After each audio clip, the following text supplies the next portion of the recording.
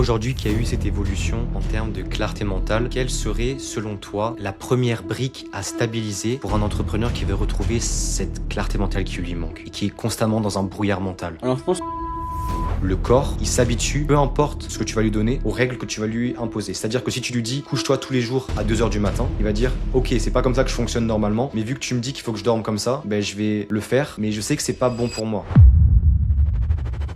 que dès que tu commences à t'améliorer, que ce soit physiquement, mentalement, le brouillard il se dissipe, tu vois. Tu vois direct plus clair sur la vie, tu captes des choses que tu captais pas avant. C'est pas juste arrêter une addiction, manger bien, faire du sport. Ça, c'est des choses qui sont autour pour être stable, pour avoir l'énergie nécessaire pour réussir tout ce que tu veux entreprendre, mais ce n'est pas la solution à tes problèmes. À l'instar de la méditation. La méditation, qu'est-ce que c'est? C'est un outil, c'est pas la chose qui va te rendre riche. Bienvenue à tous dans ce nouveau podcast.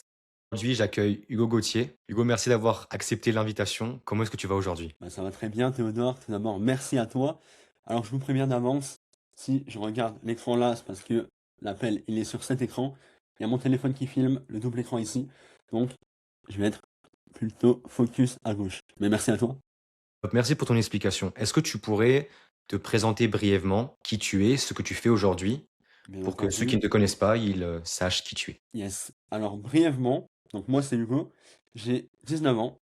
Ça fait environ 4-5 mois que je suis sur Instagram et j'aide précisément les maigres, donc les hommes skinny, à prendre en masse musculaire via donc un accompagnement sur les réseaux. Voilà, tout simplement.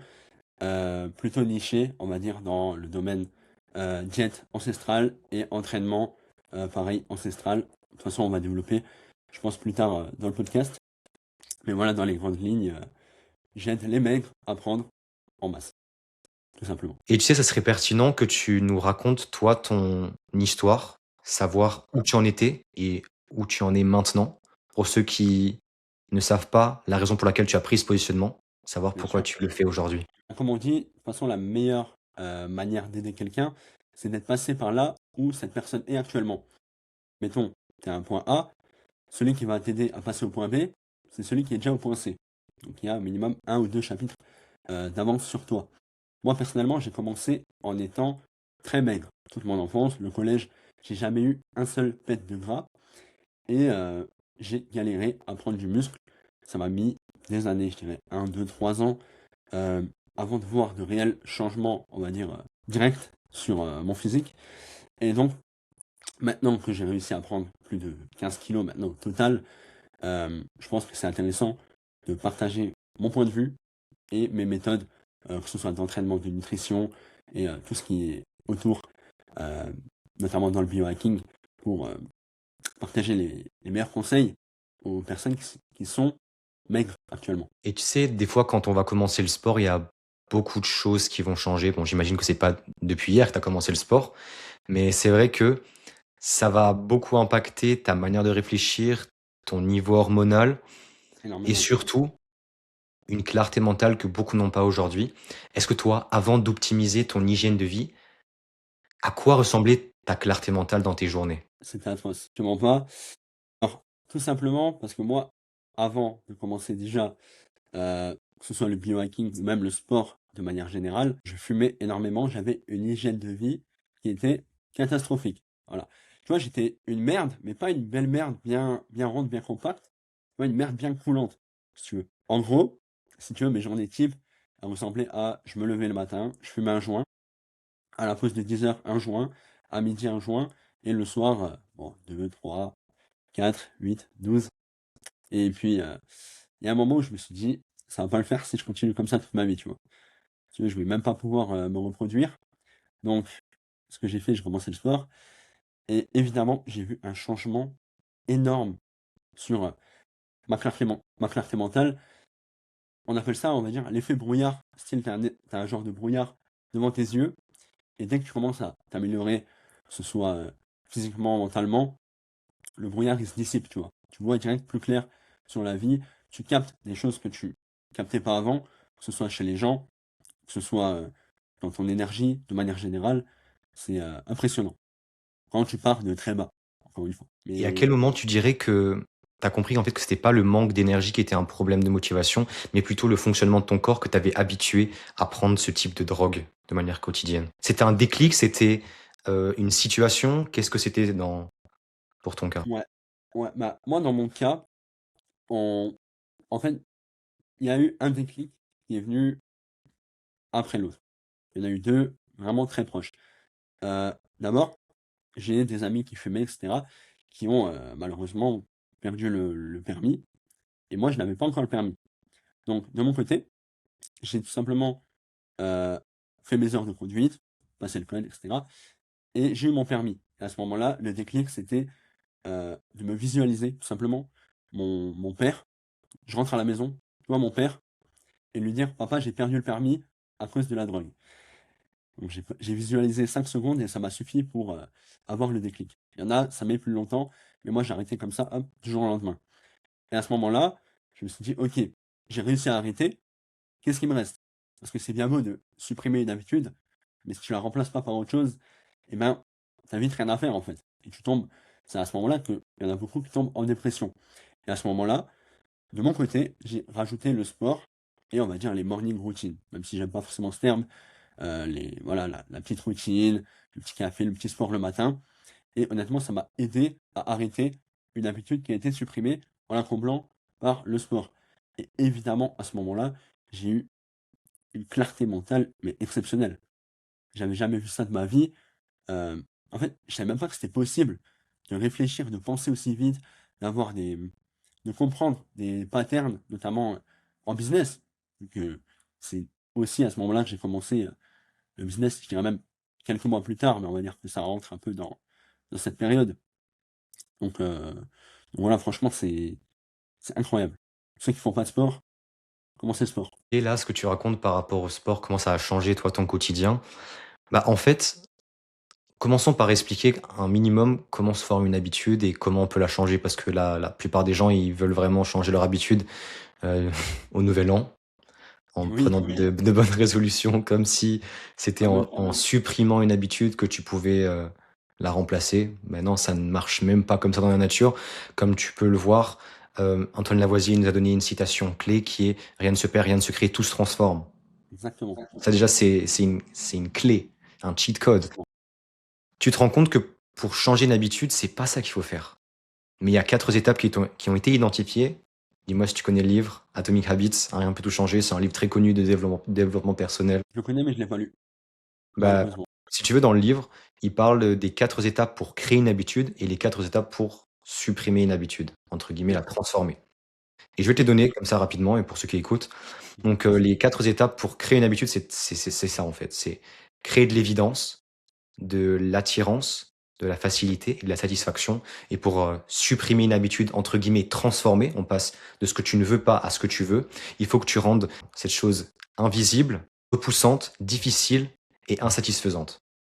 D'accord. Dit simplement, c'est ça qu'il faut faire. Maintenant, Ouais. si, on développe, on peut donner plein d'exemples, tu vois, de mauvaises habitudes où on va être enclin à les répéter, mais ça, bien sûr, c'est toujours lié à la dopamine, tu vois? À ces Le temps. récepteurs qui nous poussent, en fait, à passer à l'action pour, avoir une nouvelle information, la nouveauté, le Clairement. mouvement, la survie, tout ça, en fait, c'est connecté. Mais c'est vrai qu'un autre élément qu'on peut aussi aborder, c'est le système nerveux et en fait, la santé en général. Ouais. Tu me dis que, beh, toi, quand tu faisais ça, tu te rendais pas forcément compte au début que tu avais un truc à perdre. Tiens et tu sais ça, en fait, à quoi c'est lié? C'est parce que le corps, il s'habitue, peu importe ce que tu vas lui donner, à aux règles que tu vas lui imposer. C'est-à-dire que si tu lui dis: «Couche-toi tous les jours à 2 heures du matin», il va dire: «OK, c'est pas comme ça que je fonctionne normalement, mais vu que tu me dis qu'il faut que je dorme comme ça, beh, je vais le faire, mais je sais que c'est pas bon pour moi». Genre, il va te donner des signaux de fatigue, heu, de mauvaise humeur, d'instabilité émotionnelle et c'est à ce moment-là, en fait, que tu dois, en fait, sonner la comment on C'est dit? ça, tirer la cloche. Tirer la cloche, comment on appelait ça? Enfin, tirer la gâchette pour comprendre que c'est pas la chose à faire. Donc principalement, c'est ça qui se passe, tu vois? C'est que ton corps, il s'habitue à ce que tu lui donnes comme information et après, il répète parce que c'est ça qui est plus facile. Le corps, il cherche à survivre. Il cherche à survivre. Il veut pas te Mmh. faire réussir. Il veut pas parce que il cherche toujours le confort du connu. Au plus tu t'éloignes de ce que tu connais, au plus c'est un danger parce que l'inconnu égale mort. Exactement. Si tu regardes, à l'époque, quand, une nouvelle grotte, une nouvelle caverne n'était pas, découverte, bah, il y a personne qui voulait y aller et c'est en forçant le passage qu'après les habitudes se sont mises en place et qu'on a réussi à aller découvrir, l'Amérique comme, Christophe Colomb, tu vois? Simplement, si on parle un peu plus, historique. Mais sinon, c'est clair que c'est dans nos gènes de ne pas accepter l'inconnu, ou du moins l'inconfort. Mais ça va ensemble. Donc, clairement. Ensemble et bien sûr, il y a seulement les personnes les plus pragmatiques qui vont nous ouvrir ces différents empans et qu'on aille les découvrir. Bien Très sûr, peu de personnes aujourd'hui passent à l'action et font les bonnes choses et qui éduquent les gens sur ce qui devrait être fait. Mais tu vois, aujourd'hui, les gens ne veulent pas faire les choses. C'est plus simple, encore une fois, d'être dans le confort, de suivre ce que fait la masse, les moutons, au lieu de reprendre ta vie en main. Prendre des risques qui vont par la suite te récompenser. Parce qu'on est dans un système économique qui récompense le risque. Qu'on le bien veuille sûr. ou non, c'est comme ça. Et oui, et de toute manière, il y a tout le monde qui le dit, no risk, no story, pas de risque, pas d'histoire, et cetera. Oui, OK, mais qui passe vraiment à l'action? Très peu de gens. Et en fait, on vit dans une société où, d'un côté, on va dire que c'est hyper, il y a un delta, tu vois? Il a jamais été aussi facile d'être pauvre, jamais été aussi facile d'être riche. Comme il n'a jamais été aussi facile d'être, en surpoids, il n'a jamais été aussi facile d'être, ultra musclé. Avec l'accès aux salles de sport, l'accès à l'information, mais aussi d'un autre côté, l'accès au fast-food, heu, au confort de vie et c'est donc, à ce moment-là qu'il y a vraiment un écart énorme qui se crée. C'est pas pour rien qu'on dit que quand on veut évoluer, il faut creuser l'écart. Donc, aller d'un autre empan que, les moutons, que les coqs, tout simplement. Mais c'est réel ce que tu dis, parce que le gap, il faut vraiment le creuser. Et si on le fait pas, au final, on reste là où on est depuis le début. Exactement. Qu'est-ce que tu dirais qui a eu le plus d'impact rapidement sur ton énergie? Est-ce que c'est surtout le sport, la nourriture ou alors le rythme de vie ou les 3 en même temps? Parce que ça peut être les 3 aussi. Évidemment, ce serait te mentir si je te disais une seule chose, tu vois? Donc, ce n'est pas que le sport, pas que la nutrition, pas que les habitudes de vie, c'est un package de tout que j'ai mis en place et on va dire du style de vie de l'homme que je suis devenu qui a joué sur mon énergie. Tout d'abord, moi de mon côté, je sais que c'est pas la même chose pour tout le monde, mais la première habitude, du moins la première addiction que j'ai supprimée, c'était la masturbation. OK? Et la masturbation compulsive avec donc les films pour adultes et cetera et du jour au lendemain, stop et à ce moment-là, j'ai eu un gain d'énergie énorme et je me sentais littéralement surhomme. Mais je te parle sérieux, au bout de 1, 2, 3 semaines, plus le même homme. Et à ce moment-là, c'était même logique pour moi de me dire que cette énergie que j'accumule actuellement avec, la rétention séminale ou même l'arrêt total des films pour adultes, eh ben, je la mets où? Je vais pas la garder là, la mettre derrière ma tête, je sais pas, faire du golf avec, j'en sais rien. Bah non, je vais la transformer, la transmuter pour évidemment, faire du sport, mieux manger, avoir un rythme de vie qui est stylé, tout simplement et qui colle avec la personne que j'ai envie de devenir. Aujourd'hui, oui, c'est vrai, les gens, ils sont tout le temps à se FAP. Mais moi, je vais pas le cacher, j'étais quelqu'un qui était aussi addict à ça. C'est vrai que moi aussi, j'ai eu mais en fait, on est tous tombés dans ce piège. On a été une génération qui a eu accès facilement à ce type de contenu qui n'a pas été réglementé et on s'est juste détruit parce que ça nous amenait à nous sentir bien et vu qu'il n'y avait pas de règles établies, ben, on faisait ce qu'on voulait. On n'avait C'est pas nos ça. parents derrière pour nous dire, à 12 ans, 13 ans: «Ne fais pas ça», parce qu'on savait pas que cette chose, elle était mauvaise. Mais non, mais Mais il faut quand même faire la différence, tu vois, entre abstinence sexuelle et rétention séminale, tu vois? Juste cette petite différence. Abstinence sexuelle, tu n'éjacules pas, tu ne procrées pas, alors que rétention, tu es dans la capacité de procréer, de t'accoupler, mais tu ne vas pas forcément éjaculer. Genre ça, c'est quand même un constat à faire. bien sûr, de toute façon, il y a des différences à faire, pour tout, c'est pas tout noir ou tout blanc. Moi, c'est un sujet qui me passionne évidemment, parce que c'est par là où j'ai commencé, c'est, le nofap. Tu vois, je pourrais en parler pendant des heures, mais dès le moment où tu regardes plus de films pour adultes, eh ben, tu peux te FAP, tu vois? Il y en a qui font ça, il y en a qui sont en full rétention Il y en a qui gardent uniquement cette énergie pour, procréer, donc pour s'accoupler avec des femmes et cetera. Chacun, chacun son libre arbitre et sa manière de le gérer. Mais honnêtement, le plus grave dans cette sphère, on va dire, pour moi, c'est, les images et l'accès, aussi simple à, de nombreuses femmes. Ça t'enlève après, Mmh, cette conquête, évidemment. il y a aussi le concept, tu sais, sur les réseaux sociaux de soft porn. Le fait qu'on ait accès Oui, à bah, oui, énormément de sexualité sur, les contenus courts bien qui sûr. normalement ne devraient pas être, exposés de cette manière. Mais tout ça, c'est C'est du image, intentionnel hein. parce que c'est ce C'est qui de l'image vient, garder l'attention de la personne le plus longtemps possible. On revient en fait aux désirs, charnels les plus puissants qui sont la reproduction, et l'argent, l'argent. c'est Ça, ça. c'est un échantillon, tu vois, de ce que les gens sont intéressés. C'est clair, de toute façon, c'est un peu comme le business de manière générale. Par exemple, de mon côté, mon funnel, principal, toi, je sais que c'est YouTube pour le moment, mais tu te penches vers Insta. Moi, à la base, c'est Insta. Principal, c'est Insta et donc tu fais tes réels tranquillement pour que cette personne s'abonne, soit fidèle et après, hop, soit redirigée vers ton accompagnement, en soi. Et ben, le soft porn, c'est la même chose. Avec tout ce qui est OnlyFans et cetera.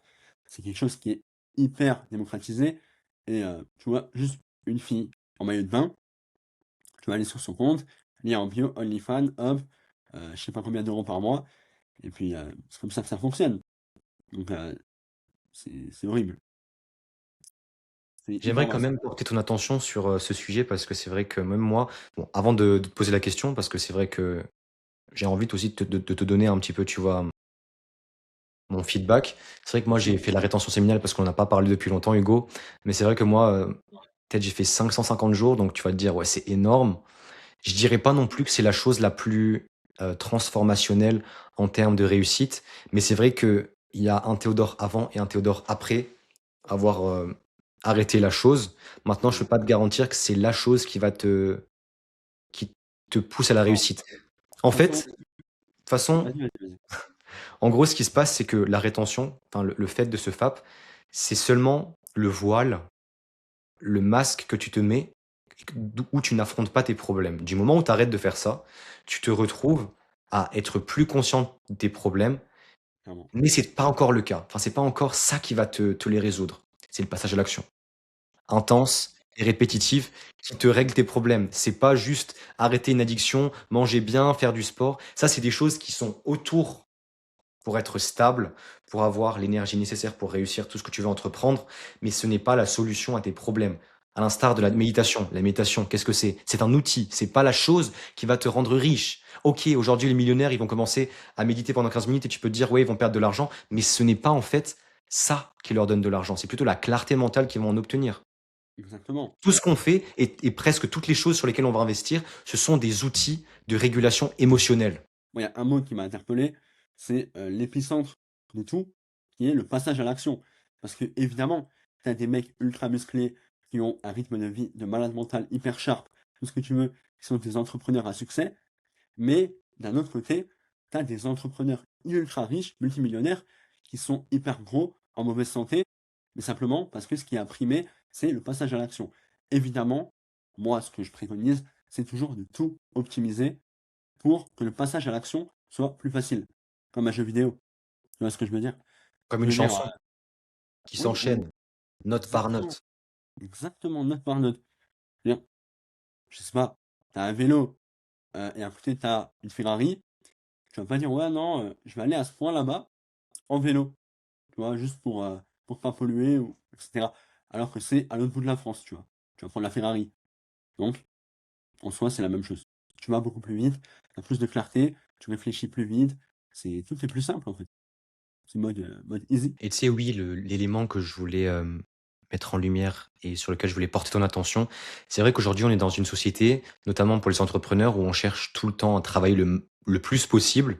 Tu vois, c'est le phénomène de la hustle culture. C'est un phénomène que, tu vois, je répète énormément, mais c'est le fait, ça vient des États-Unis, tu vois. C'est Oui, oui. de eux, qu'on fait du. De toute façon, l'Europe, c'est un copycat des États-Unis depuis le début.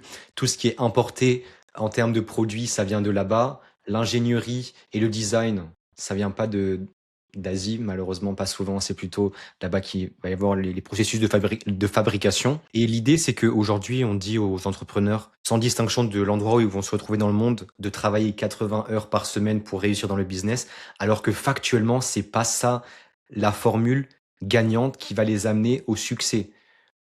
Quand tu prends en compte qu'il y a 8 heures de sommeil, si on prend la théorie de la propagande, tu vois, qu'il Oui, faut oui, 8 oui, heures de sommeil, bien il y a sûr. déjà 56 heures qui partent. Mais à côté de ça, on est en train de dire que il faut que tu travailles 80 heures, Mais c'est alors que impossible. la vérité, c'est qu'il y a certaines heures, elles sont pas productives parce que c'est pas la quantité qui va compter, mais c'est plutôt la qualité du travail effectué.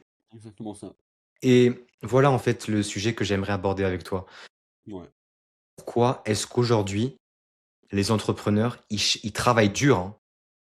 Pourquoi est-ce que les entrepreneurs ils travaillent dur, mais ils se sentent constamment embrumés mentalement? Qu'est-ce qui, selon toi, tu as réussi à identifier qui les amène à ne pas travailler bien, à bien travailler. Alors simplement, moi de mon côté, je crois que c'est Alex Mendes qui disait ça, c'est que on pense parce qu'on travaille plus, on travaille mieux. Or, c'est l'inverse. Apprendre à décharger et apprendre, c'est le 80-20 en fait, la loi de Pareto. Tu prends euh, le 80 qui rapporte 80% qui rapporte le plus et t'alignes dessus tous les jours. Si tu as tous tes objectifs bien notés, tu sais exactement quoi faire à la semaine, au mois, à l'année, que tu as des objectifs sur 3 mois, 6 mois, 1 an, et bien concrètement, tu peux pas plus faire que faire. À moins que tu as des business ou tu as un business qui demande où tu es toi-même ton propre esclave. Mais dans les business modernes, en majorité, tu peux travailler 3, 4 heures par jour et être largement, largement, largement rentable. Il y a des business qui font des 6 chiffres par mois où il y a 4 heures d'investissement par jour, ou même moins. Donc, quand tu arrives à tout optimiser, je pense que c'est peut-être pas la clé, mais je pense que ça va aider à tenir sur le long terme. Parce que sur le long terme, 80 heures semaine, même 70, c'est mort. C'est mort. Il y a souvent des périodes, on va dire, où tu plantes les graines et la période de récolte. Tu vois? Au début, dans le business, quand tu te lances, faut pas se dire quel est le meilleur business pour travailler 1 heure par jour. Évidemment, au début, tu es obligé d'un peu forcer, d'un peu travailler quand tu n'as pas forcément envie, mais c'est pas grave, ça fait partie du jeu. Pour tenir sur le long terme, c'est impossible. Tu peux pas tout le temps être dans la période où tu plantes les graines. Parce que quand est-ce que tu les récoltes? Quand tu relâches, quand tu prends du recul sur le marché. Donc, je pense que la question, euh, elle est très bonne et très bien posée. On peut s'y pencher, mais la solution, c'est pas de travailler plus, mais évidemment de travailler mieux si on veut tenir sur le long terme en tant qu'entrepreneur. Le vrai problème, tu vois, que j'identifie aujourd'hui, c'est aussi que les gens, ils préfèrent croire ce qu'ils voient plutôt que de s'écouter eux-mêmes. Et tout ce qu'ils voient sur les réseaux, ça les amène tout le temps à croire. ce- En fait, le problème, c'est que le cerveau humain, il est visuel. C'est-à-dire qu'il va croire ce qu'il voit. Sauf que certaines réalités ne sont pas applicables à ta situation. On a chacun un paradigme différent, ce qui en fait donc une certaine richesse. Mais aujourd'hui, on est dans une société hédoniste. On cherche le plaisir avant tout. Clairement. Et cette consommation, cette ultra-consommation, si je dois me corriger, ça crée en fait des abrutis, des personnes qui ne sont là que pour consommer. Est-ce que l'être humain a été créé pour consommer? Non. Absolument pas. La réponse est évidente. C'est Est-ce que évident. l'être humain, il a été créé pour juste manger, regarder des vidéos, marcher? Non. Ah non. Bah non, mais clairement. Clairement. Et je suis d'accord avec toi sur le fait que la surconsommation engendre une fausse réalité. C'est-à-dire que pendant des années, je pense que tout le monde a eu ça en tête. Quand tu commences l'entrepreneuriat, tu ne commences pas pour directement être libre financièrement. Tu ne commences pas pour pouvoir acheter des cadeaux aux gens autour de toi. Tu commences parce que tu as vu des entrepreneurs à Dubaï à Bali, avec des grosses voitures, des grosses montres. Et c'est un peu, on va dire, le piège du mood board, tu vois? Où, tu as une vision vraiment matérialiste, alors que ça, c'est 1% de ce que tu as réellement quand tu es entrepreneur, qui est le plaisir d'entreprendre. Parce qu'entreprendre, hem, c'est un don qu'on a actuellement de pouvoir entreprendre en ligne. Quel plaisir est plus grand que d'être libre financièrement, en plus quand tu es jeune? Parce que toi et moi, il me semble que tu as 20 ans? 21. 21? 21, OK. Bah, on a plus ou moins le même âge. Moi, j'ai 20 ans et je veux dire, à 20 ans, qui de nous, enfin, de notre âge, entreprend? Moi, dans mon cercle proche, je connais peut-être une personne. Donc c'est à ce moment-là que tu vois que la réalité, c'est pas forcément, ce qu'on voit. Et évidemment, quand je t'ai dit une personne entreprend dans mon entourage, heu, je connais peut-être 200 personnes qui likent des réels où, où il y a des villas à Dubaï, où il y a des maisons, où il y a des voitures, mais qui passe réellement à l'action? Personne. En fait, la réalité, elle est tout autre. C'est que les gens, on les a conditionnés dès l'enfance à être des travailleurs et à écouter ce qu'on leur donne comme ordre. Oui, C'est pas une surprise pour moi, c'est une évidence complète de voir des personnes qui vont passer toute leur vie à ne pas réussir ce qu'elles ont toujours voulu faire parce qu'elles ne se voient tout simplement pas capables de faire les choses. Et même pour te dire, j'ai eu l'occasion de parler avec des personnes qui sont même plus jeunes que toi, oui, bien ambitieuses, sûr. elles ont tellement réussi que je me dis que chaque personne qui réussit et qui est plus jeune que moi est une preuve que les choses sont possibles. Mais bien sûr, Tout ce qui empêche les gens de réussir, ce sont leurs croyances limitantes. c'est que ça. Ils ont un plafond au-dessus d'eux comme ça, heu et c'est souvent très dur à enlever quand tu n'as pas de preuves factuelles, concrètes, que oui, c'est possible. Moi, bah, je pense qu'on a la même vision là-dessus. Personnellement, ce qui m'a aidé, c'est de parler, de m'intéresser au business et d'avoir en face de moi, enfin du moins même à travers un écran, en face de moi, en appel, en coaching, tout ce que tu veux, des personnes qui, oui, factuellement, ont mon âge, 1 an, 2 ans de plus, qui font des milliers et des milliers d'euros. Et pourquoi je sais ça? Parce que je me suis intéressé. Donc, oui, ces personnes font beaucoup d'argent et oui, c'est possible. C'est pas, ils sont pas forcément à Dubaï, ils sont pas forcément, à Miami, à Bali. La plupart, ils sont dans leur chambre, ils sont là, ils font je vais prendre l'exemple de Michael Wu, parce que c'est un des plus connus actuellement, sur le marché. Michael Wu, frérot, il est dans sa chambre à Paris, il est là torse nu avec ses grandes box, il fait des 6 chiffres par mois. Mais c'est logique, parce que le mec, il passe à l'action, il all-in. Il all-in sur le business et au bout d'un moment, il y a pas de secret. Évidemment, au bout d'un moment, ça porte ses fruits. Certes, Michael Wu, pendant un moment, je pense qu'il est vraiment pas sorti de sa chambre, mais là, en le voyant parler actuellement et tout, il va voyager, il va faire ci, il va faire ça, et c'est la période de récolte. Il a mis 1, 2, 3 ans à planter les graines, et la récolte, elle est là. Et c'est à ce moment-là où le relâchement, il est très intéressant pour tenir sur le long terme.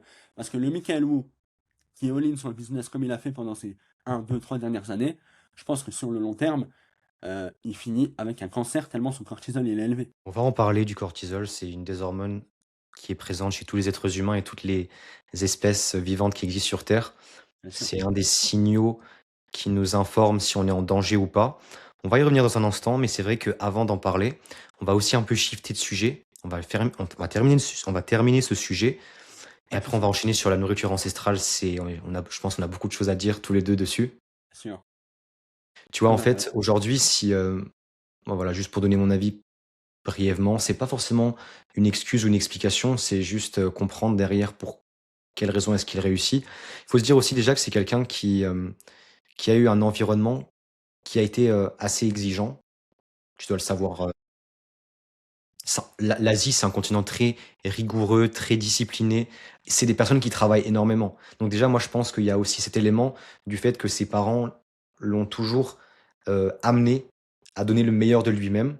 Si on donne un exemple avec, les mamans tigres, ce concept, de parents qui cherchent à vraiment optimiser leur santé et la réussite de leurs enfants au maximum, c'est la preuve aujourd'hui que Ton environnement, c'est une composante clé de ton succès.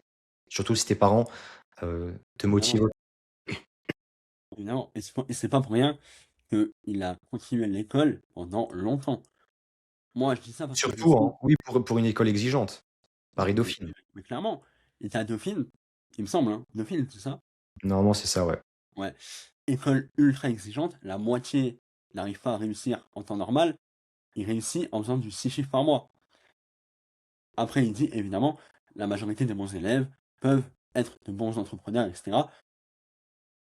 Oui, en soi, mais bon, c'est pas un sujet sur lequel, je peux débattre, mais clairement, pour moi, il a raison. Le mec, il a envoyé ça comme un porc pendant des années, et maintenant il récolte. Et c'est certes son éducation, son style de vie, euh, qui l'a amené là où il est. Mais bien sûr, mais c'est pas du tout une critique. Au contraire. Non, c'est pas une critique, c'est juste un constat qu'on doit Ah oui, faire parce que, clairement, clairement. le capital culturel, économique et social, il est toujours, présent, heu, à un niveau différent chez certaines personnes. Certains vont réussir parce qu'ils sont proches de la ligne d'arrivée, d'autres, ils ont besoin de plus de temps pour y arriver, mais c'est toujours ça qui se passe. Maintenant, on parle un peu aussi de de l'alimentation parce que c'est vrai que c'est un sujet qui est présent dans ton positionnement, Très très présent. très présent, Je dirais même qui a omniprésent. mais en fait, qu'est-ce qui a changé concrètement, toi, dans ton énergie, au quotidien, depuis que tu as adopté la nourriture ancestrale? Tout d'abord, je pense que pour ceux qui nous regardent, on va un peu Le redéfinir définir. le terme Ouais. nourriture ancestrale. Je vais pas manger du bois et des cailloux comme au Moyen Âge, si tu veux.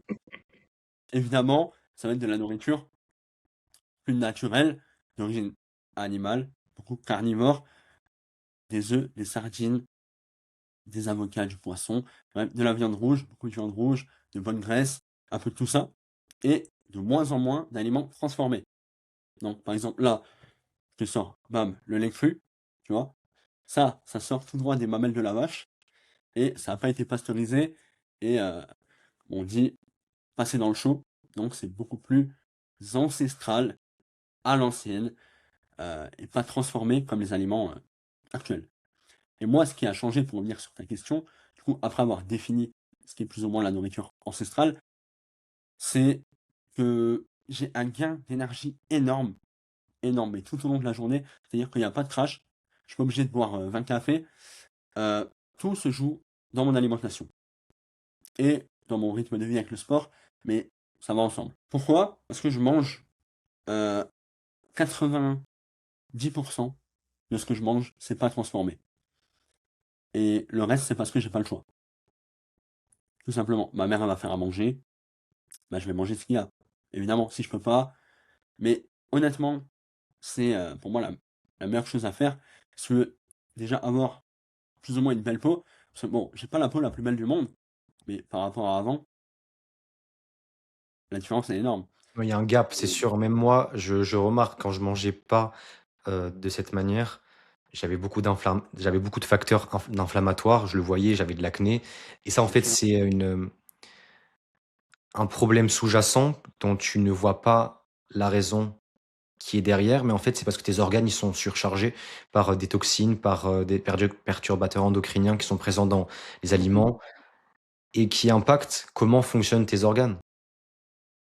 Mais, c'est vrai que dans ce que tu viens de définir pour la nourriture ancestrale, tu as aussi oublié les sucres naturels. Parce que c'est vrai que c'est pas seulement la viande et les fruits, mais on a aussi, bon, dans les sucres naturels, on a les fruits bien sûr, mais on a oui, aussi, tu vois, on a le miel, évidemment, le sirop évidemment, d'érable, ça c'est quand même un élément à prendre en compte.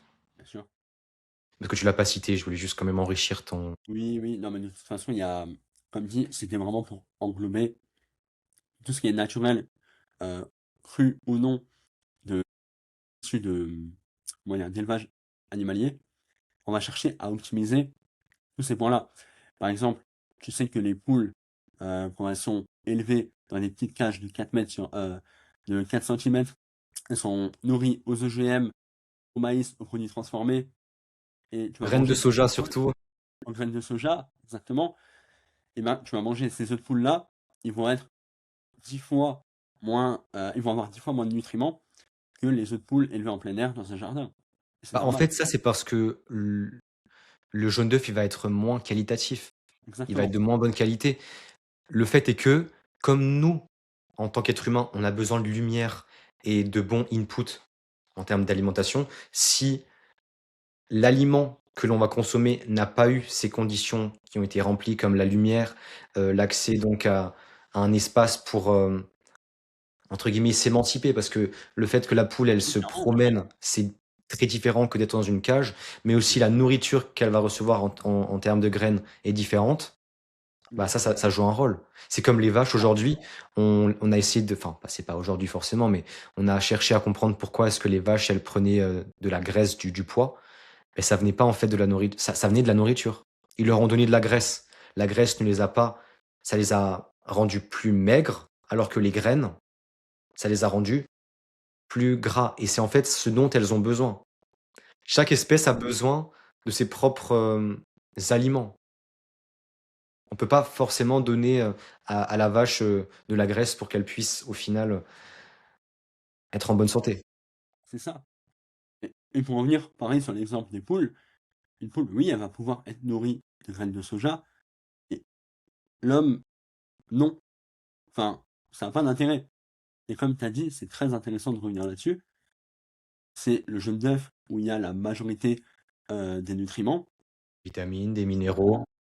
des nutriments, des minéraux et dans le blanc, il y a même des parties inflammatoires, donc c'est pour ça que c'est intéressant de bien le chauffer. Bon bref, heu, mais le jaune d'œuf, quand la poule est mal nourrie, il a très, très peu d'intérêt. Bon, c'est toujours mieux que de manger des fast-food évidemment, mais c'est pas parce que tu manges des œufs qu'ils sont de bonne qualité et c'est à ce moment-là que la nourriture ancestrale et naturelle rentre en compte.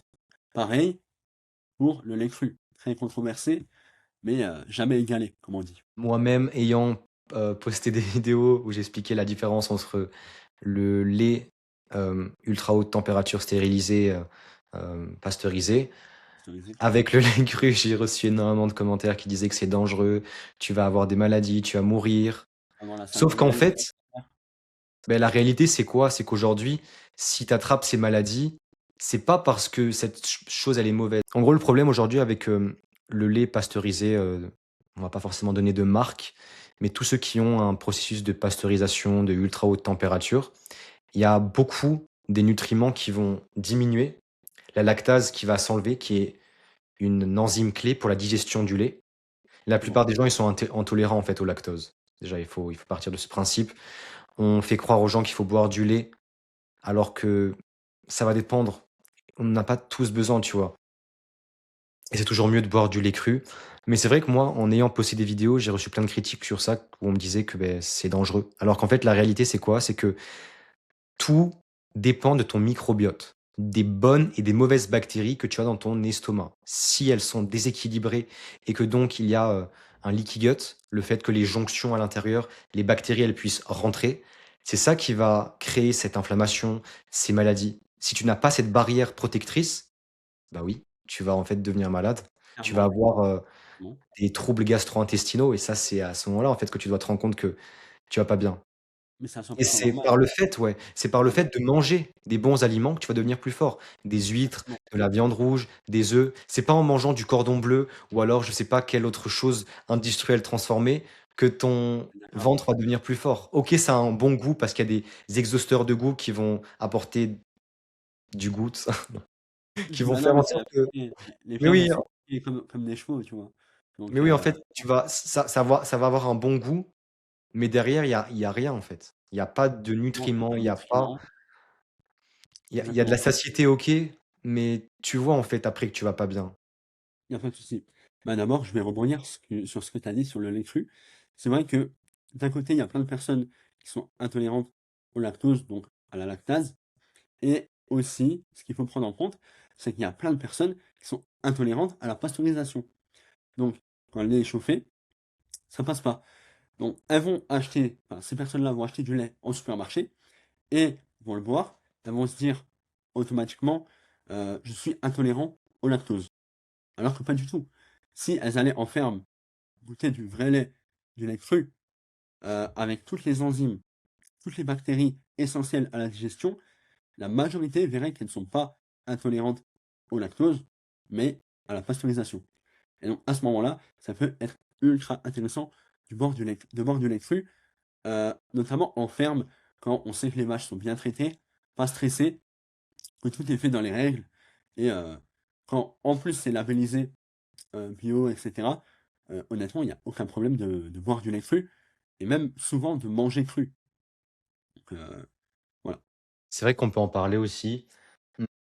Le fait de manger cru aussi, que ce soit des œufs, de la viande, du foie.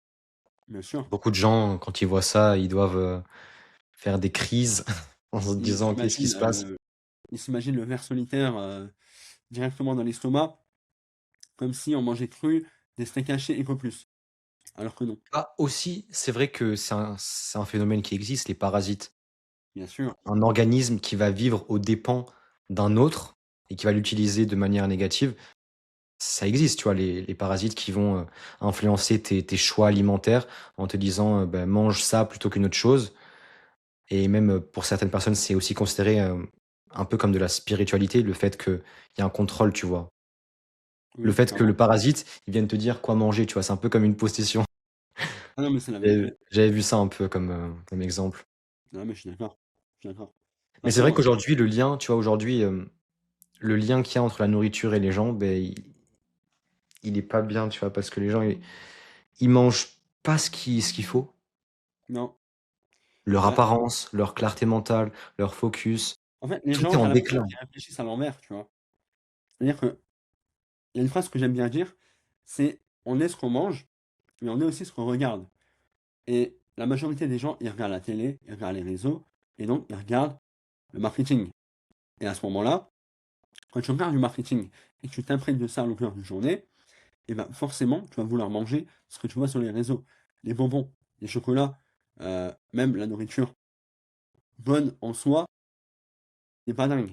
Par exemple, je sais qu'il y a un énorme bullshit, dans le domaine surtout de la musculation et de la productivité, qui va être: «Mange tous les jours la même chose, riz, poulet, haricots». La dernière fois que j'ai mangé ça, je me suis retrouvé aux toilettes en train de vomir pendant 3 jours, tellement c'est fade et tellement les aliments n'ont aucune couleur et n'apportent aucune luminosité et lumière à ta peau, à ta, à ta à tout, à tout. Tu as aucune énergie, tu as moins de nutriments que dans, des aliments plus ancestraux, et moins transformés.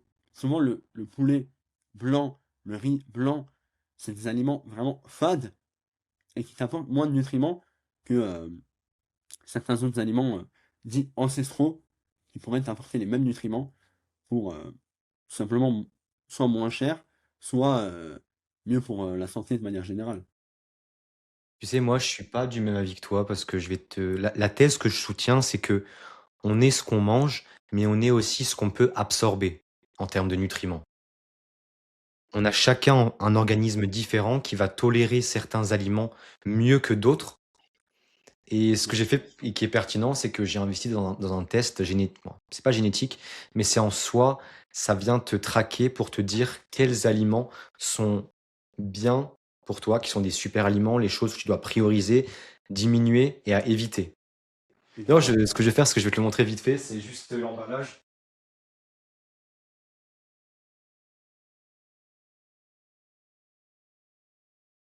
On dirait que je suis payé pour faire ce truc, mais alors que pas du tout, j'ai même pas été sponsorisé, Oh tu vois? non, Genre, non, mais c'est un truc comme ça. c'est tellement stylé. Et après, c'est une boîte, bon bref, on dirait que je fais un unboxing, mais non. En gros, le truc, en gros, ah oh, plein de trucs. En gros, le test, c'est salive, sang et sel. L'objectif, en fait, c'est de savoir qu'est-ce qui te manque, quelles sont les choses qui sont bonnes pour toi. Donc là, je suis en train d'attendre les résultats parce que j'ai fait ce test. Mais tu vois, c'est un laboratoire aux États-Unis. Et OK, là, ben, je suis en attente de l'analyse. hyper Mais je suis intéressant, sûr que je vais créer plein de contenu sur ça parce que ça va éduquer les gens qu'en fait, ben, peut-être qu'aujourd'hui, toi, tu manges un certain aliment, tu peux dire: «Ouais, c'est bon pour moi». bien Mais sûr. peut-être qu'en fait, c'est en train Soit de tu dois faire surcharger ton moins ou soit souvent c'est un problème de quantité. Souvent. aussi, aussi. Mais c'est Souvent. vrai que même en petite quantité, ben, tu peux manger quelque chose et ça peut tout de suite te donner une réaction. Alors Exactement. imaginons, tu fais une intoxication aux huîtres, imaginons tu manges des huîtres, tu sais pas comment, tu sais pas reconnaître si elles sont, hem, fraîches ou pas, tu en manges, je te garantis que Dans quelques heures, tu as l'intoxication et même tu en as pas mangé énormément. Mais bien sûr. Mais c'est là où il y a aussi énormément de dangers que j'explique dans mon contenu de manière générale, sur la nourriture ancestrale. Parce que oui, on peut, comme dit, souvent les mêmes aliments n'ont pas les mêmes nutriments. Je veux dire, si dans mon contenu, je vais dire manger de la viande rouge, je vais devoir préciser, pas forcément n'importe quelle viande rouge. Tu peux pas aller acheter la moins chère du marché et la manger crue. Il y a souvent des nuances et plus c'est naturel, plus le corps va accepter de manger cet aliment cru. C'est comme si je dis du miel cru ou du lait cru. Tu vas te dire, mais qu'est-ce que c'est? Ben, c'est tout simplement aller chercher à la source. Et si tu n'arrives pas, c'est pas grave. Il y a plein d'aliments qui sont là pour combler ça. Et je dis pas que le combo riz, poulet, haricot ou pâtes, il est à bannir. Pas du tout. Mais dans mon cas, c'est ce qui m'a causé le plus de, on va dire, de stagnation. Et je sais pas, j'ai perdu beaucoup d'énergie en mangeant ce combo parce que ça m'apportait pas tous les nutriments et j'arrivais à satiété très vite. Donc, de mon côté, c'est pas ce que je préconise, même si chacun peut manger évidemment ce qu'il veut et c'est une question de dosage. Si tu manges ce repas-là une fois, deux fois dans la semaine, il n'y a pas de souci. Mais les risques, c'est de manger tous les jours et de voir que ça t'apporte rien. Faut aussi, comme tu as dit avant, écouter son corps. C'est le principal. On est tous différents, mais c'est vrai qu'il y a certaines règles universelles qui vont s'appliquer à tout le monde. Ça va vraiment dépendre de quel aliment tu vas prendre. Mais en ce qui concerne, le fait que tu dises que manger toujours la même chose, c'est fade, bah, je suis pas du même avis. C'est dans cette, idée que je te rejoins pas forcément. Ok. Des fois, en fait, le corps, il va préférer la stabilité que la diversité. Si Mm. tu manges tous les jours la même chose, mais que c'est équilibré et adapté à ton système, bah, là, en fait, il y a aucun danger parce que le corps, il se dit: «OK, tous les jours, je reçois le même input à la même heure, la même quantité». Là, il se sent en sécurité. Là, il y a aucun problème pour lui. Clairement, Ça va clairement. dépendre, en fait, de ce que tu manges. C'est ça, en fait, qu'il Ah, faut c'est pour ça que je souligner. voulais avancer comme propos, parce que dans mon cas, parce que je parlais de ça, quand je voyais que ça m'apportait pas les nutriments nécessaires, que j'évoluais pas assez, et tout simplement que j'aimais pas manger ça, et en plus de ça, c'était souvent des aliments transformés, et ben, bah, même la viande, hein. Quand je dis transformé, c'est mal nourri, très peu cher, et cetera. Et ben, j'ai changé de diète, mais actuellement, je mange la même chose quasiment tous les jours, mais mieux. Tout simplement. Je dis pas que maintenant je mange tous les jours des repas qui ont rien à voir, je fais des mix bizarres. Non, non, pas du tout. De mon côté, je mange plus ou moins la même chose tous les jours, du moins, le soir souvent et à midi, j'alterne et tout va très bien, évidemment. Tout se passe très bien. Mais ça dépend de ce que tu manges, évidemment. L'élément que j'aimerais que tu argumentes, c'est est-ce que toi, depuis que tu as changé ton régime alimentaire, en passant d'une nourriture, hem, lambda, est-ce que depuis que tu as transitionné vers la nourriture ancestrale, tu vois une différence dans ta stabilité émotionnelle ou dans ton stress? Alors je dirais plus dans mon stress que dans ma stabilité émotionnelle et encore, je m'explique. Dans la nourriture ancestrale, moi, je privilégie beaucoup les bonnes graisses, comme le cholestérol.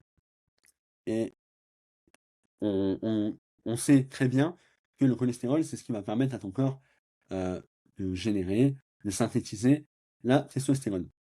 Et la testostérone, hormone de conquête, ça régule aussi pas mal le stress. Pourquoi? Parce que tu as moins de cortisol, tout simplement. Pour rentrer dans les détails plus techniques. Euh, à ce moment-là, oui, j'ai une meilleure stabilité émotionnelle et moins de stress, mais surtout moins de stress. Je suis une personne qui est assez stressée à la base, et même quand je mangeais, on va dire, des aliments transformés, je voyais pas de différence, même si c'était pas des fast-food.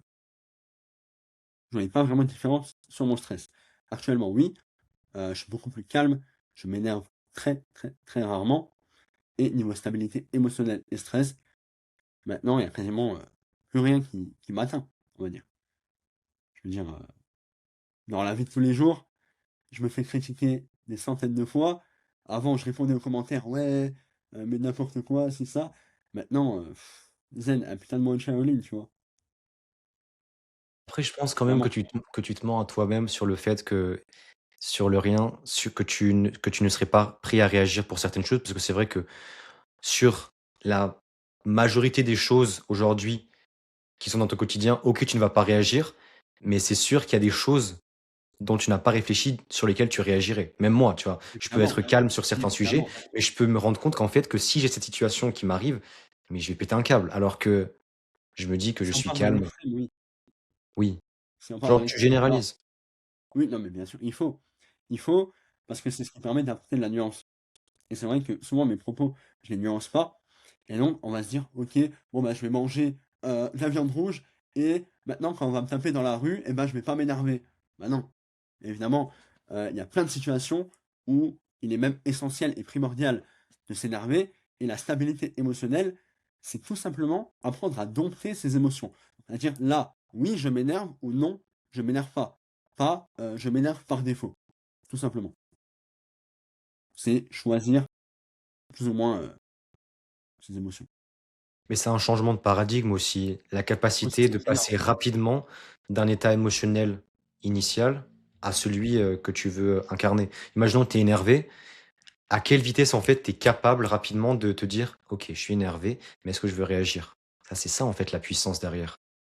C'est ça et je pense qu'il y a aussi beaucoup de moi personnellement, il y a aussi beaucoup de spiritualité qui rentre en jeu à ce moment-là. Je sais que par exemple, je vais te donner une petite anecdote. La semaine dernière, tu vois, j'étais à la boulangerie Yes. et vu que moi je suis encore alternant, même si j'ai le business à côté, je suis alternant, je suis allé acheter des croissants pour mon patron, tout simplement. J'arrive comme ça, j'arrive à la boulangerie et mon patron il me donne un billet de 10. Il me le sort comme ça, il me dit: «Tiens, va acheter les croissants, j'ai un coup de téléphone à passer dehors». J'arrive, la boulangère, je la regarde comme ça, je dis: «Bonjour, je vais prendre 2 croissants». Je lui donne le billet de 10 et tu sais, c'est les anciens. Objectivement, ça se voit que c'est un ancien, mais ils sont obligés de le prendre.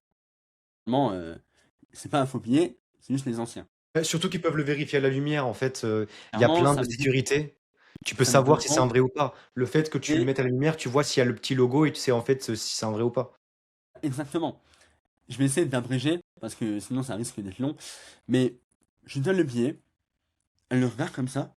En plus, moi, j'étais malade, tu vois? J'étais malade, j'étais pas bien. Elle le regarde comme ça, elle regarde ma tête, elle dit: «Attendez 2 secondes». Elle va chez le patron, elle lui parle dans l'oreille comme ça, comme si, «Regarde-moi ce bandit, il m'a donné un faux billet».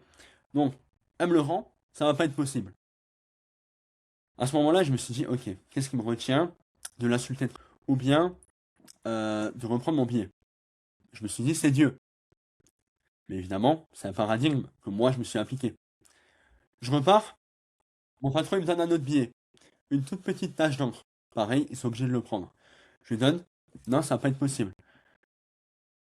Qu'est-ce qui te retient à ce moment-là? Je veux dire, si c'est pas Dieu ou quelque chose de supérieur, c'est très vite irritable. Et moi, je suis quelqu'un de vite, vite, vite irritable.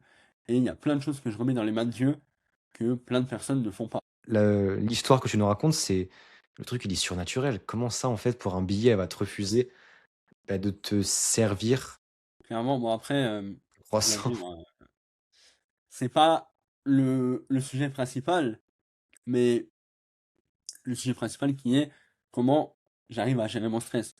Et souvent, je remets ça dans les mains de Dieu. Mais évidemment, heu, au moment-là, il y avait aucune raison de ne pas accepter le billet. Mais bon, c'était clivant et c'était Et qu'est-ce qui s'est passé au final? Tu as demandé un troisième billet? Est-ce que tu as payé en carte? Qu'est-ce qui s'est passé? non, je lui ai clairement dit: «Vous vous foutez de ma gueule, regardez bien le billet, c'est un vrai». J'ai pas une tête à arnaquer, une boulangère pour 2 croissants. Si tu veux, elle est allée demander à son patron, vu que c'est une esclave et qu'elle n'arrive pas à faire de décision, ni de choix par Elle-même? soi-même, de par le fait déjà que c'est une femme. Mais, mais non, elle m'a donné les croissants au final, évidemment. Elle s'est dit, comment rapidement sortir du problème, en faisant ce qu'il faut, c'est-à-dire encaisser l'argent et laisser la personne partir avec ses croissants. C'est ça. En prenant un vrai billet. Je sais pas, va chercher un stylo pour vérifier si c'est un vrai et voilà. Oui, oui, bah oui. Mais Si bon, tu doutes. la Même avec solution le demandée premier, au elle aurait patron est souvent plus éthique dans le salariat. oui, mais c'est sûr que si tu as un stylo pour vérifier, ça marche aussi. Genre, Bien sûr, bien sûr. Quand on réfléchit avec un cerveau logique et pas émotionnel, bien sûr. le vrai lien aujourd'hui que je fais entre l'alimentation et le stress, c'est que c'est lié en fait à la glycémie. La plupart des gens, ils vont plutôt manger que des protéines ou alors que des glucides. D'autres, elles vont équilibrer parce qu'elles sont conscientes que c'est un truc à faire. Elles vont mettre dans leur assiette glucides, protéines, lipides. Il y en a certains, ils vont manger que des graisses, le régime cétogène. D'autres, ils vont être des véganes. Bon, bref, chacun a sa propre perception de comment est-ce qu'il faut manger. Bien Mais sûr. aujourd'hui, la vraie chose, c'est qu'il faut se dire que ton corps, pour fonctionner, il utilise la glucose, qui est l'input principal des cellules. C'est-à-dire que pour avoir de l'énergie, tu as besoin de glucose. Parce que dans tes cellules, tu vas avoir donc le processus qui va en fait créer de l'énergie grâce aux mitochondries et donc en résultat avec de l'ATP. Sans la glucose et l'oxygène, ton corps il doit aller puiser des ressources alternatives comme les graisses, les transformer en glucides pour les utiliser. Donc c'est pas sa ressource, sa source préférée d'énergie. Tu le fais plus travailler. Le corps qui est feignant, qui cherche toujours à économiser de l'énergie, c'est ça qu'il cherche toujours à faire. Aujourd'hui, le cheat code que je vais donner et que la plupart des gens ne font pas, c'est toujours chercher à combiner glucides, glucose avec protéines. Ça, en fait, ça vient diminuer les pics de glycémie. Les pics de glycémie, en fait, tu vas les avoir quand tu ne manges que du sucre. Donc, tu vas avoir une haute énergie rapidement et après, tu vas avoir une baisse. À côté de ça, si tu manges que des protéines, tu vas avoir une baisse de la glycémie et tu vas te sentir aussi fatigué. Donc, C'est ça. c'est pas le bon fit. En fait, il faut prendre les 2, protéines et glucides et à ce moment-là, en fait, tu vas pas ressentir ce crash d'énergie. C'est ça, en fait, aujourd'hui qu'il faut mettre en place. Imaginons, je sais pas, tu veux manger du miel, mais je sais pas, mange du miel avec, du yaourt grec ou alors avec du skyr, par exemple. Exactement. Mais Exactement. mange pas du miel comme ça, tout seul. À la Parce que cuillère, ah non. mais en fait, Non. tu peux le faire, mais tu vas voir après que ton énergie, elle va varier. Mais tu peux le faire, mais bien sûr, mais tu peux tout faire. Mais est-ce que c'est optimisé? Pas Pas for forcément. pas forcément. On est Ouais, d'accord. c'est ça, en fait, toujours coupler glucides avec protéines. Genre ça, c'est la règle numéro un en termes pour garder cet équilibre pour l'énergie. Je te rejoins là-dessus quand même. Ça, c'est un élément que je voulais apporter parce que c'est vrai que les gens aujourd'hui, ben, ils vont mettre en place, les 3 sources principales de macros, glucides, protéines, lipides. Bon, après, il y a les fibres, et cetera, mais bon, il fallait qu'on en parle pour Mmh. apporter de la valeur. C'est ça. Maintenant, si on parlait de sport, parce que c'est vrai qu'en termes de neuroplasticité, en termes de BDNF, toutes ces choses, si on prend dans la science pure et dure, à partir de quand, pour toi, ça a été un amplificateur d'énergie? Et De à mon partir de côté, quand et à partir de quand est-ce que c'est devenu un facteur d'épuisement? Est-ce que ça a été le cas ou pas? oui, oui, alors, ça a été un amplificateur d'énergie, vraiment flagrant quand je commençais à m'entraîner le matin. Parce que je me réveillais assez tôt, donc dans les 5-6 heures. Je m'entraîne à la salle ou dehors, parce qu'en ce moment même, je prépare un marathon et le fait de courir ou même, surtout, de s'entraîner en salle de sport, intensément dès le matin, on pourrait croire que ça fatigue, mais c'est le contraire. Donc ça active, toutes mes cellules, mon corps est en pleine forme dès le matin et toute la journée. Donc ça me procure aussi énormément de dopamine de m'entraîner le matin. Et pour revenir sur, ta question, quand est-ce que ça c'est devenu un frein et quand est-ce que je me suis senti épuisé? Hem, c'est souvent quand j'ai mal dormi ou mal mangé avant. C'est toujours un résultat, d'un des 2, d'une mauvaise habitude. Mais jamais l'entraînement à lui seul m'a fatigué. Parce que si je dors bien, si je mange bien, si mes habitudes sont Et que tu carrées, t'hydrates bien aussi parce que je c'est m'hydrate bien on surtout, doit pas l'oublier aujourd'hui. Le corps, il est constitué à presque 70 d'eau, tu vois? Selon les chiffres, tu vois, c'est énorme. Énorme, bien sûr. Sûr, Bien sûr aussi, le l'organisme, cerveau, il fonctionne aux graisses, mais c'est vrai que sans eau, tu ne survis pas. C'est pour ça que je suis pas partisan du jeûne sec qui a été mis en avant par Sergueï Filinov. Je sais pas si tu en as déjà entendu parler, c'est un Russe qui parle de ça. Il explique que pour certaines personnes aujourd'hui, même si bien sûr le nombre de jours a diminué, eh ben, elles peuvent, faire le jeûne sec qui est de s'abstenir d'eau et de nourriture. Mais je vois pas comment tu peux survivre parce que déjà, un jour sans eau, tu le ressens, mais 11 jours pour faire une cure, est-ce que tu survis? Ça, c'est la question. Après, peut-être qu'il y a des dispositifs et des manières de faire qui peuvent te permettre d'être dans cet état et de faire ce jeûne pendant aussi longtemps.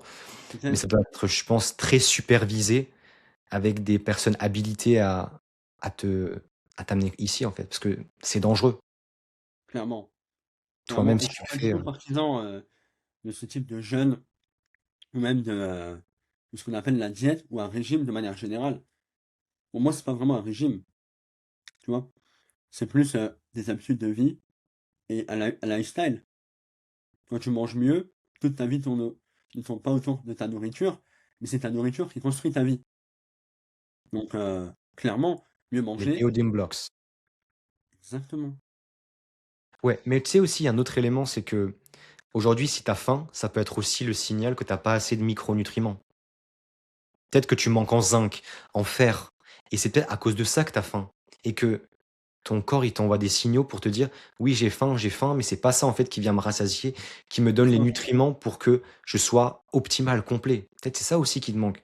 Il faut que tu creuses, il faut que tu cherches. Aujourd'hui, tu dois chercher la connaissance, c'est elle qui va te faire vivre. c'est ça et les gens n'ont plus envie de chercher, Ils veulent tout de manière instantanée, sans faire l'effort et se dire que c'est plus facile comme ça. clairement. Alors que au final, au bout du tunnel, ceux qui réussissent, c'est ceux qui ont cherché la connaissance. C'était plus compliqué au début, mais c'est justement pour faciliter la vie qu'on fait ça. C'est pour rendre les choses beaucoup plus simples. Et en parlant de stress, parce que c'est aussi un sujet central dans mon positionnement, dans ce que je cherche à éduquer, ma niche, le stress, il est présent chez toutes les espèces humaines. Et là, on est le moment où on parle du stress, celui au début de la vidéo, là, je suis en train de reprendre. Le vrai problème, c'est qu'on est toujours en train de négliger le stress qu'on a. Bien sûr. Le stress chronique, du moment où tu l'as, tu peux ne pas être conscient qu'il est présent. Je m'explique, parce que là, je suis un peu en train de complexifier et de faire des phrases qui sont un peu pas claires à écouter. Il faut que je simplifie. Quand tu es stressé de manière chronique, tu peux ne pas t'en rendre compte.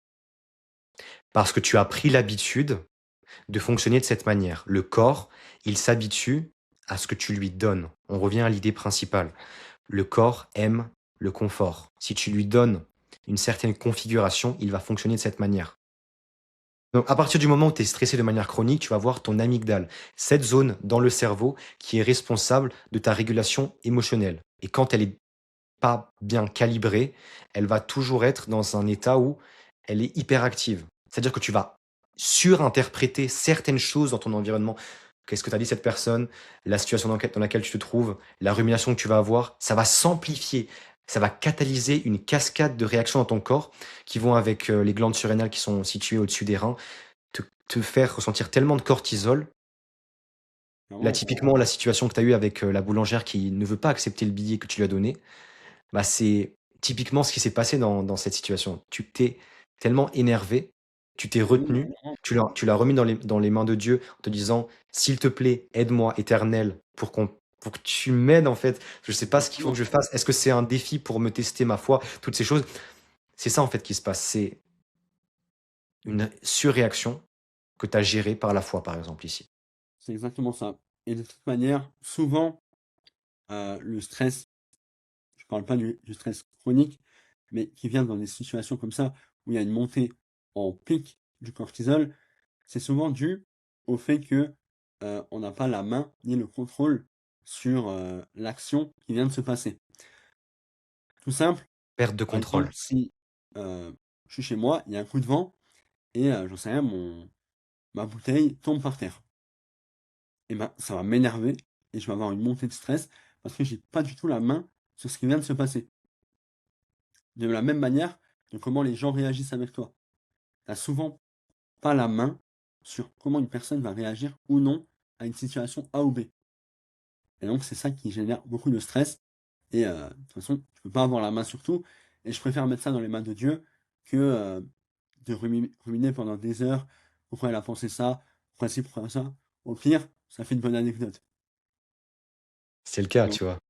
clairement, donc voilà, pour le stress. Sinon, toi, en termes de ton expérience, est-ce que toi, ton système nerveux, il a aussi un petit peu influencé négativement ta récupération et ta clarté mentale? Dis-moi si tu as compris la question, sinon si tu pas compris, je te la réexplique et je vais répondre si t'as pas forcément d'éléments à donner. Bah, en vrai, tu peux, continuer, sur la question si tu arrives à la reformuler de manière, plus synthétique en 2 mots. Est-ce que ton système nerveux surchargé t'a amené, en faisant trop de sport, à ne pas avoir les effets du sport? Et donc à être Je pense pire? pas. Tu penses Non, pas? non. Parce que tu vois, moi, pourquoi je te pose la question? C'est une situation que j'ai eue, à un moment, j'étais en surentraînement, c'est-à-dire que j'allais beaucoup trop à la salle de sport. Je prenais pas assez de récup et le vrai problème que je faisais, c'est que je prenais pas de récup et à partir de ça, je me suis rendu compte que j'étais beaucoup trop stimulé et le sport ne me donnait pas les effets escomptés, qui étaient l'énergie, mais ça me fatiguait, ça me rendait plus fébrile et léthargique et j'étais de mauvaise humeur et c'est à partir de ce moment-là que j'ai commencé à m'informer. Qu'est-ce qui se passe? Pourquoi est-ce que je me sens comme ça? Parce que c'est pas normal, tu vois? D'habitude, quand on fait du sport, on se sent bien, on a de l'énergie et là, c'est tout l'inverse. Exactement. Et ça, en fait, c'est un lien avec, le système nerveux qui va passer du mode parasympathique, qui est celui du repos, au mode sympathique, qui est celui de la survie. En gros, quand tu fais du sport, quand tu prends une douche froide, quand tu es en situation où tu as un danger, tu es en mode survie. C'est où le cortisol, il va être activé, l'adrénaline aussi, pour te faire passer rapidement à l'action. C'est l'objectif du stress, c'est de te faire rapidement passer du point A au point B pour survivre, pour, garder ta vie. Mais quand c'est de manière chronique, présent tous les jours et que, notamment dans cette situation, j'ai fait beaucoup trop de sport, je me retrouve au final dérégulé et ça, sur le long terme ou sur une très courte période de temps sans, régulation, sans pause, ça change complètement. J'avais plus de clarté mentale. Tout ce que je faisais, c'était flou. J'étais en train de faire des choses, mon cortex préfrontal, il était en shutdown. Je me disais: «Mais qu'est-ce qui se passe?» J'ai mal partout, j'ai des courbatures alors que je bois, je mange bien, je dors bien, je fais tout bien. Qu'est-ce qui se passe? Non, mais je suis honnêtement, c'est hyper intéressant ce que tu viens de dire parce que pour rebondir, sur, comme tu as dit, la montée du cortisol, le stress chronique que tu t'infliges à toi-même, souvent, hem, dans le sport, le surentraînement, évidemment, ça peut être mauvais et être contre-productif. Il y en a plein qui privilégient 3 à 4 séances de muscu par semaine et avec une bonne diète bien respectée, c'est amplement suffisant. De un, de 2, une montée, comme tu as dit, du cortisol quand elle est, directe et qu'elle n'est pas constante, ça peut être une bonne chose. Les douches froides, le café, ça monte ton cortisol, ta réactivité, mais sur un court terme, sur 1 heure, 2 heures, et c'est pas mauvais. Le cortisol, c'est pas mauvais, mais si le stress est chronique et constant et que tu rumines et que tu fais des actions contre-productives, à ce moment-là, le cortisol monte et il reste en haut. À ce moment-là, ça devient extrêmement, je ne veux pas dire dangereux, mais Devient hyper. pathologique. Tu vas C'est ça, développer au fur et à mesure du temps des maladies, exactement. des cellules métastasées, tu vois? Des cellules qui sont malades. C'est ça, Tu vas développer c'est des ça, maladies. exactement. D'ailleurs, il y a un gars qui m'a envoyé un message sur Instagram. Il m'a dit, «Ouais, mais n'importe quoi, j'ai vu que tu avais dit j'ai vu sur TikTok que, le café, c'était vraiment pas bon pour la santé parce que ça monte ton cortisol». OK, ça le monte pendant combien de temps? 1 heure, 2 heures, 3 heures, ensuite, il revient. D'accord. En quoi c'est grave? si cette montée de cortisol te fait passer à l'action et te fait être plus concentré. Ah bah je sais pas. Voilà, il n'y a pas d'argument. Et à ce moment-là, c'est pas mauvais. Mais moi, en fait, je suis dans une autre optique. J'ai un autre prisme sur le sujet. C'est vrai que le café aujourd'hui, ça peut être utilisé par certaines personnes comme une dépendance, le fait de boire 6 cafés par jour ou plus pour Non, être moi, sur la juste. limite, honnêtement, un, t'en bois un à 10 heures le matin et un à midi. Oui, là, on est dans les mesures du raisonnable. Mais il y a certaines personnes qui vont aussi l'utiliser comme un outil de productivité. Ça, c'est bien aussi. Oui, bien sûr, bien sûr. Mais honnêtement, faut pas que ça soit, comme dit, il y a un delta entre l'utilité professionnelle et les dosages respectés et la surconsommation. C'est comme tout. Je veux dire, un café, en soi, il n'y a pas de problème, mais tu en bois 5-6 et le soir, avant d'aller te coucher, ben, ça devient problématique. Maintenant, il faut aussi prendre en compte que le café, initialement, ça vient, être un insecticide. Donc un insecticide qui est fait pour tuer les insectes. Sur la plante de café, quand il est récolté, par la suite qu'il est, torréfié et donc, vendu, en fait, c'est comme si tu mettais dans ton corps une petite quantité d'acide qui va, dés dérég dé dés déréguler ton système et c'est ça, en fait, qui crée ce stress. Mais ce stress, c'est Oui, une énergie pour te faire passer, encore une fois, vite à l'action. clairement. Mais l'élément à prendre en compte, c'est qu'il faut jamais prendre un café à jeun. Ça irrite Non. et inflamme tellement l'organisme. Il faut pas non plus le prendre tout de suite après se réveiller, tout de suite après savoir Non, s'être non. réveillé. Parce qu'en fait, les canaux d'adénosine qui sont ceux qui viennent réguler, heu, ton niveau d'éveil, ils ont pas encore baissé et en fait, il faut se dire que les canaux d'adénosine, ils font comme ça, ils font comme un creux. Du moment où tu te réveilles, ils doivent baisser pour, par la suite, remonter le soir. C'est comme la C'est ça, mélatonine et le cortisol, c'est des antagonistes. c'est Tu ça. ne peux pas penser que tout de suite, il faut que je prenne mon café dès que je me réveille. Ben non, ça marche pas Ah parce que non, le café, il faut que tu le prennes du moment où les canaux d'adénosine, ils ont diminué. Donc 60 clairement. à 120 minutes après ton réveil. C'est la meilleure période pour le boire, mais pas tout de suite quand tu ouvres tes yeux: «Allez hop, je vais boire mon café et tout de suite, j'enchaîne». Ça, c'est la C'est pire très erreur que réel, tu puisses faire. c'est très réel et j'avais vu une phrase sur ça qui dit je me lève mon café.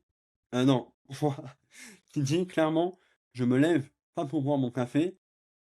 Ah oui, qui dit je me réveille pour boire mon café, mais je bois pas mon café pour me réveiller. En gros, c'est ça, pour simplifier la chose.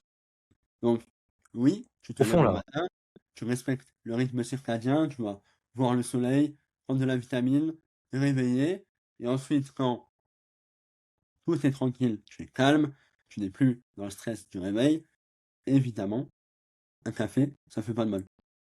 Donc, comme tu as dit, 1 heure et demie après le réveil, c'est parfait. mais surtout qu'aujourd'hui, les gens, ils veulent tout faire vite, alors qu'il y a certaines, mesures à respecter pour te faciliter ton passage à l'action. Si tu fais tout vite, mais tu obtiens, des choses, qui ne sont pas qualitatives. Parce que ce qui Souvent, est la qualité n'est pas un signe de la quantité n'est pas un signe de qualité, pas toujours. exactement. Tu parles dans le business? En termes, aussi de récurrence du café, Ah, mais en business aussi, tu vois? Parce que quand tu vas, beaucoup poster en volume, ça c'est bah, tu peux pas en fait. Soit tu payes quelqu'un qui va faire de la qualité. Dans ce cas-là, oui, ça peut être, qualitatif, mais c'est vrai que dépendamment de ta situation, si tu crées du contenu, bah, ça peut être aussi, quantitatif. exactement. Ça dépend de ce qu'on appelle volume. 6 Mais vidéos par jour, 10 je vidéos suis par jour. 10. En fait, quand tu es à l'école ou que tu travailles, c'est très compliqué de poster 10 vidéos par jour qualitatives. Non, non, ça, je suis d'accord avec toi. Enfin, il y a certaines complexités qui se mettent en place quand ton temps, il est divisé dans différentes directions. Exactement. Mais en fait, il faut allouer du temps pour développer des compétences et Oh, pour aller plus vite. Ça, c'est toujours l'objectif derrière. clairement. Hugo, toi, aujourd'hui, comment est-ce que tu vas organiser ton travail pour respecter ton niveau d'énergie plutôt que de lutter contre lui? Alors, très très bonne question. très bonne question. Heu, Moi, de mon côté, pour les gens qui ne me connaissent pas, je suis encore au début de ma carrière d'entrepreneur. On est fin janvier, j'ai commencé, l'entrepreneuriat, heu, pur et dur, on va dire, constant Fin 2024? en non, non, non, c'est plus récent. Je dirais, allez, juillet 2025. Être constant et à être vraiment dans mon business, à alimenter tous les jours et depuis fin août, je poste tous les jours sur Instagram. Donc à ce niveau-là, j'ai, une organisation qui est très simple. Entre midi, au travail, je mange, j'ai le temps, je fais 1-2 réels, je les prépare et je les poste dans la journée et le soir quand je rentre, pareil. Ensuite, je vais au sport et j'ai un agenda qui est relativement, heu, carré et où je me lève tous les jours à la même heure, je me couche à la même heure. Mon corps, il a l'habitude et ça devient, même plus un défi d'aller s'entraîner, d'aller manger à l'heure là, d'écouter un podcast à l'heure là. Ça devient naturel pour moi. Je Normal, pense que habituel, spontané. voilà, spontané, il y a pas de prise de tête. Je suis pas en train de me dire: «Putain, faut que je poste un réel aujourd'hui», ou autre. Non, je le fais dans la journée et je n'ai loupé aucun jour, de post sur Instagram. Voilà. Et toi, aujourd'hui, qui a eu cette évolution en termes de clarté mentale, quelle serait, selon toi, la première brique à stabiliser pour un entrepreneur qui veut retrouver cette clarté mentale qui lui manque et qui est constamment dans un brouillard mental? Alors je pense qu'il y a plusieurs, facteurs qui rentrent en jeu pour un entrepreneur pour garder une clarté mentale. Je pense que tout simplement, c'est le fait de se poser moins de questions. Ça peut paraître flou dit comme ça, mais quand tu remets tout le temps en cause, tout le temps tu essaies d'avoir un feedback sur des vidéos qui font 300 vues, alors à la place, il faut juste faire. Quand tu dis: «Il faut faire», il faut pas juste analyser, suranalyser et ben, tu rentres dans un tunnel où il y a pas de brouillard, mais ça devient du tout droit. Je pense que aussi en tant qu'entrepreneur, il est important de se fixer des objectifs court terme, moyen terme, long terme. Parce que si tu te fixes un objectif long terme, mais qu'entre-temps tu as pas de court terme, moyen terme à atteindre, et ben ça va être trop flou. Donc de mon côté, ça m'a beaucoup aidé. Et pour moi, le haut du panier le plus simple, c'est d'être accompagné, ou du moins d'écouter des gens qui ont déjà ce que tu veux dans la vie. Que ce soit dans le domaine du sport, que ce soit dans le domaine des finances, quelqu'un qui a déjà les connaissances, qui est déjà passé par là où tu es actuellement, euh, pour te donner les meilleurs conseils. Il faut pas être têtu et il faut rester humble. Il faut savoir se taire quand on doit se taire, écouter quand on doit écouter et agir quand il faut agir, de mon côté. Eh ben, écoute, Hugo, le temps est passé super vite. Est-ce que tu aurais Merci. une phrase mantra, une idée finale pour qu'on puisse, par la suite, retourner à nos occupations? Ça me fait toujours plaisir de parler avec toi, même Évidemment, si on a même si on avait perdu un peu contact. Là, on l'a repris. ouais, c'est clair. Bah, ça fait plaisir. Déjà merci à toi de m'avoir invité, je te l'ai déjà dit. Mais honnêtement, on peut apporter de la valeur chacun de notre côté. Moi, comme toi, on s'échange et puis les gens, ils prennent le meilleur, de nos conversations. Donc pour finir, pour conclure, il y aurait tellement de phrases à dire qui sont, un peu motivantes, qui sont réelles, comme, par exemple: «La manière de faire une chose, c'est la manière de tout faire», «L'inertie distord le temps», exactement et heu et puis voilà. Honnêtement, si vous avez des objectifs, ne les lâchez pas de vue et ne laissez jamais les mauvaises habitudes, détruire vos rêves, Ou les sachant gens ou que votre entourage. exactement, exactement, votre entourage, les gens, les mauvaises fréquentations, au bout d'un moment, quand il faut avancer seul, heu, c'est possible et puis voilà. Je pense que tout le monde peut devenir quelqu'un et clairement, soit entreprendre, soit, prendre pareil en muscle et cetera. Hem, on est tous capables de quelque chose et de mieux, dans notre vie, même si, comme on en a parlé juste avant, on a encore ce brouillard mental, devant les yeux et l'impression de ne pas pouvoir passer au niveau supérieur. On a tous ce plafond de verre qu'on peut, briser et tout simplement, aller déchirer, nos objectifs. OK, et où est-ce qu'on peut te retrouver, Hugo, sur, les réseaux sociaux? Est-ce que tu peux donner tes réseaux, YouTube, Instagram, si tu en as d'autres? bien sûr. Alors non, j'ai que YouTube et Instagram pour le moment. Instagram, c'est hugo.gauthier avec 2 R et Hugo Gauthier sur YouTube. De toute façon, connaissant Théodore, il fait les choses bien, il fait les choses carrées, donc il va tout mettre en description. Description, mais aussi au montage, on verra les réseaux au-dessus de toi, ou quelque part sur l'écran. Donc les gens qui ne veulent pas aller dans la description, mais qui veulent tout de suite avoir ton, ton, ton username, ils l'auront directement sur l'écran. Bien sûr. Maintenant, si tu es qualifié et que tu es un entrepreneur en ligne, coach, infopreneur ou consultant, je t'invite à prendre un rendez-vous dans la description avec moi si tu es qualifié, seulement pour les entrepreneurs qui font déjà plus de 5 000 euros par mois, afin que l'on puisse évaluer dans ta situation si tu as des choses qu'on peut mettre en place dans ta routine, optimiser ta santé, structurer. C'est un appel qui se fera directement avec moi. Donc voilà, tu es libre de le faire si tu veux ou pas. Moi, je te dis à la prochaine. C'était Théodore. Salut. Et c'était Hugo. Ciao. Ciao.